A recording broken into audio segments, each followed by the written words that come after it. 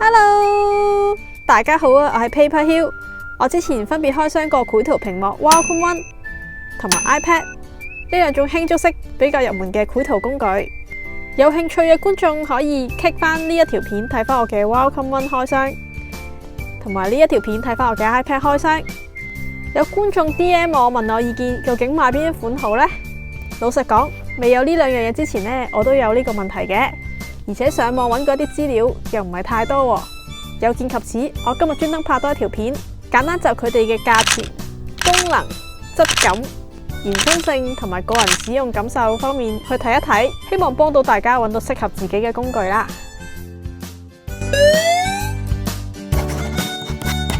Paper Hill 今日會講嘅係 iPad 8 32GB 同埋 Wacom One。除咗因為我本身有之外，佢哋咁啱都係系列裏邊最入門級別、價錢最低嘅型號。因為拎兩件唔同級別嚟比較嘅話冇意思。如果用到最高階嗰啲，又應該已經好 Pro 啦，唔會再有要買 iPad 定繪圖 Mon 嘅煩惱。Wacom One 嘅總價係3199蚊，已經連埋支筆噶啦。iPad 8 32GB 嘅機價係2599蚊。佢另外再要加788蚊買埋 Apple Pencil， 所以總價係3387蚊。不過 iPad 又要買 Mon 貼，又要買保護套，一籮嘅配件，要另外再使多一筆錢。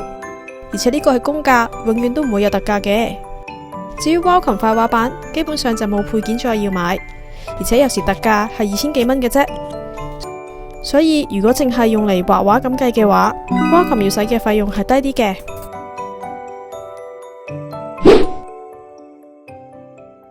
Wacom One 嘅外框有 35.7cm 乘以 22.5cm， 內框有 29.4cm 乘以 16.6cm， 而 iPad 8嘅外框橫幅係 25cm， 直幅係 17.4cm， 而內框係 20.9cm 乘以 15.7cm。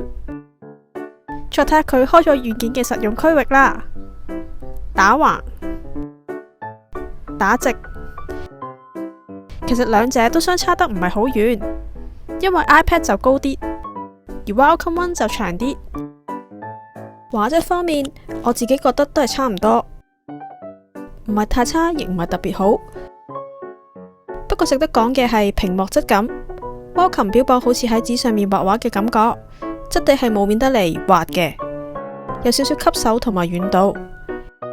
而 iPad 嘅表面就好似電話咁，係硬面嘅玻璃。而且比較鮮，所以一般想畫畫嘅會加塊濾紙膜。因為濾紙膜都係標榜喺紙上面畫畫嘅感覺，我以為貼咗就會好似 Wacom 咁啦，但其實佢只係一啲好細粒嘅磨砂，雖然冇咁鮮，但就冇咗畫落去好滑嘅感覺。兩者嘅分別夾埋支筆嘅話會更加明顯。Wacom 嘅筆桿比較粗，而且有粒凸位，對比起筆直同埋滑面嘅 Apple Pencil，好拎啲，拎得耐隻手冇咁攰。Wacom 支筆嘅筆尖有啲軟軟地嘅，畫落去同樣係軟軟地嘅屏幕，會比較舒服同有質感。相比起嚟 ，Apple Pencil 筆頭比較硬，因為個 iPad 又好硬，畫落個屏幕就會出現哼哼聲啦。佢哋兩者都有筆頭可以換，不過 Wacom 我用咗半年，暫時都冇換過。但 iPad 用咗1星期就開始平啦，用咗2個月之後直情爛埋添。可能始終濾紙膜係磨砂啦，會增加筆頭嘅耗損速度，所以其實呢點都可以推測到 Wacom 係真係順滑好多嘅。iPad 始終係部平板電腦，唔似得繪圖板係專門設計我嚟俾大家畫畫嘅，所以如果用嚟畫畫嘅話，質感方面一定會係繪圖板比較優勝。Wacom One 需要接駁電腦先至開到，唔可以單獨使用，亦唔太方便帶出街。而且我喺開箱嘅時候都講過，佢有一個問題就係要插好多線。將書台大長期插住嘅話還好，好似我將書台冇筆位嘅話，每次用同埋用完都要拆嚟拆去。所以如果淨係畫啲好簡單幾分鐘嘅圖，我通常都會寧願用 iPad 去畫。相反 ，iPad 嘅靈活性真係一個非常之大嘅優勢，唔需要插線，撳一個掣就開到，夠輕，又可以帶出街，攤喺梳化、床用都得，而且用途非常之多。就算買咗返嚟先發覺自己唔中意畫畫，iPad 都可以用嚟單獨咁樣上網打機、煲劇、寫筆記、見客做 present， 甚至乎俾屋企人用，一定唔會放喺度冇用嘥咗。繪圖板可以兼容嘅媒介比較多，好似 Mac、Windows、Android 都用到，亦都有更加多全功能嘅軟件可以使用，好似 Photoshop、AI、Clip Studio Paint 等等。特別係做矢量圖嘅時候會有優勢，仲可以執相、剪片，甚至做 3D 添。除咗畫畫，我特別中意攞佢嚟執相，因為真係非常精準啊。至於 iPad， 雖然都有 Adobe 嘅 App， 但係暫時未有完全版，功能會比桌面版少。但係佢有好處係有好多其他唔同嘅 App， 而且較為簡單易用，快上手。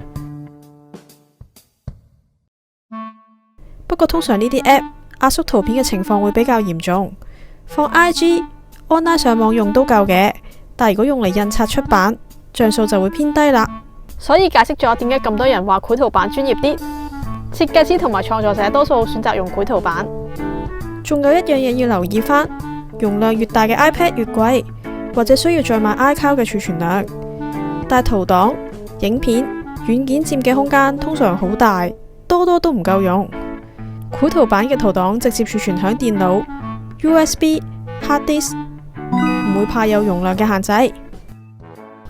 總括而言，佢哋一個係平板電腦，一個係畫板，即係協助桌面電腦產出嘅配件，其實係兩樣完全唔同嘅嘢嚟嘅，亦都互相有大家取替唔到嘅地方。如果有 budget 嘅話，當然建議兩樣都買啦。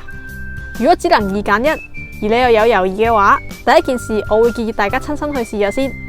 iPad 嘅話可以喺 Apple Store、Studio A、百老匯豐集大型嘅電腦鋪試機。繪圖 Mon 嘅話，其他牌子我就唔知啦，但係我用開 Wacom 呢，據我所知佢哋會有 showroom 嘅，詳細嘅話就要自己上網打電話去查詢詢問預約參觀啦。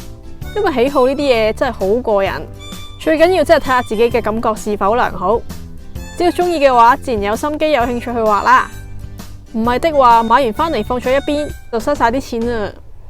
試完機可以認真考慮自己真正嘅需要，想以輕便為主，即係純粹好簡單畫下畫當消閒娛樂，定係你都有機會想學埋其他嘢，會視佢為創作方面長遠嘅生產工具呢？好似我以前冇諗過會拍 YouTube， 所以買相機嘅時候淨係考慮相機嘅體積同埋拍攝功能。到我想學埋拍片，我先至發現部相機係冇防震同埋收音功能嘅，於是我又要去買嗰部啦。今日嘅分享就嚟到呢度啦，多謝收睇。如果大家有啲咩意見嘅話，歡迎喺下邊留言話俾我聽，大家一齊交流下。喜歡呢條影片嘅話，記住按 like、訂閱、share 出去，仲有 follow 埋我嘅 IG。我哋下次見啦，拜拜。